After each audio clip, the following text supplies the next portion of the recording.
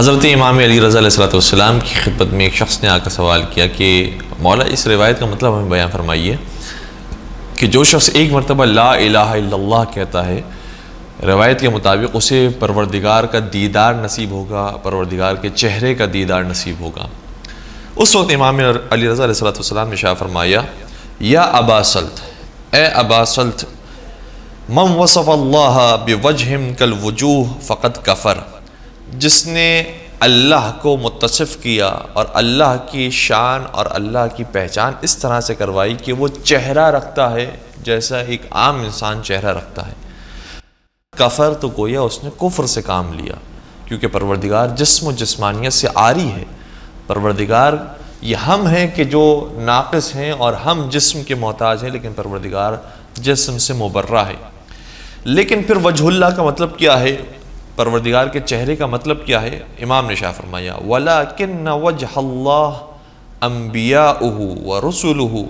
وَحُجَجُهُ عَلَيْهِمُ السَّلَامُ، ہاں لیکن اللہ کے چہرے سے مراد اللہ کے انبیاء ہیں، اللہ کے رسول ہیں، اور اللہ کی حجتیں اور اللہ کے امام، اللہ کے بھیجے ہوئے نمائندے ہیں کہ جو پروردگار کا وجہ ہیں۔ اور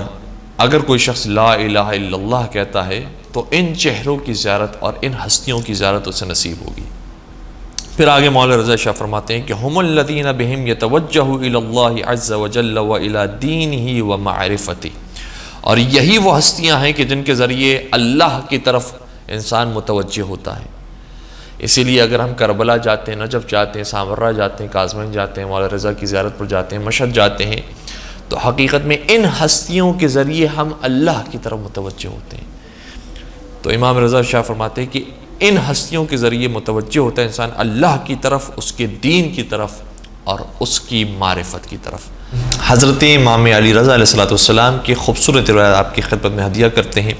ارشاد فرماتے ہیں کہ ان اللہ عز وجل امر بثلاثۃ مقرونۃ بها ثلاثۃ اخرى،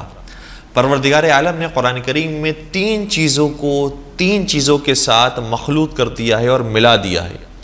یعنی جہاں ان تین چیزوں کا ذکر ہے وہاں ان تین چیزوں کا بھی ذکر ہے۔ فرمایا کہ امر بالصلاۃ والزکاۃ، کہ پروردگار عالم نے جہاں نماز کا حکم دیا ہے وہیں پر زکوٰۃ کا حکم بھی دیا ہے۔ امر بالشکر لہ وللوالدین، اگر اپنے شکر کا حکم دیا ہے تو والدین کے شکر ادا کرنے کا بھی حکم دیا ہے۔ امر باتقاء اللہ وصلۃ الرحم، اور جہاں اللہ کا تقوی اختیار کرنے کا حکم دیا ہے وہیں صلہ رحم کو بھی انجام دینے کا حکم دیا ہے۔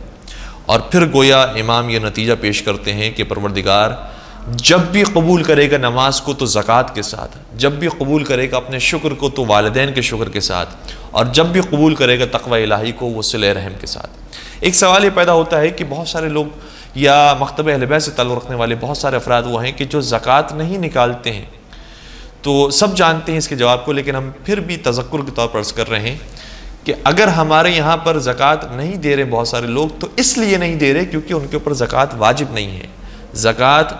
9 چیزوں پر اگر واجب ہے تو اگر یہ 9 چیزیں حد نصاب تک پہنچیں گی تو پھر زکوٰۃ واجب ہے، ورنہ واجب نہیں۔ وہ کون سی چیزیں ہیں کہ جس پر زکوٰۃ ہوتی ہے؟ نقدین یعنی سونا اور چاندی، 3 طرح کے جانور یعنی گائیں،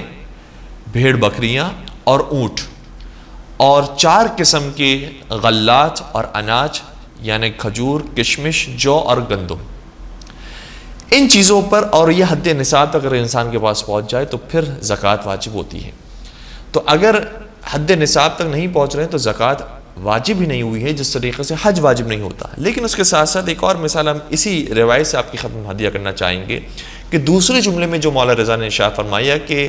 پروردگار اپنے شکر کو اس وقت تک قبول نہیں کرتا جب تک والدین کا شکر ادا نہ کیا جائے۔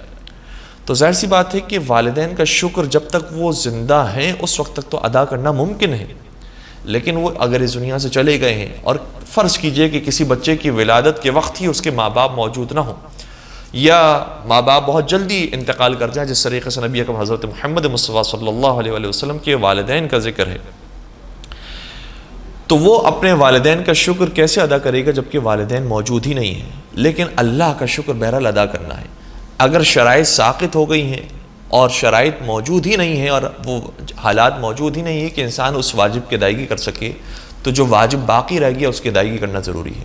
تو اس لیے اگر زکوٰۃ کے معاملے میں بھی انسان کے اندر وہ شرائط ہی پیدا نہیں ہو کہ جس کے بعد وہ زکوٰۃ نکالنے کے قابل بن سکے، تو کم از کم نماز کی ادائیگی انسان پر واجب رہے گی۔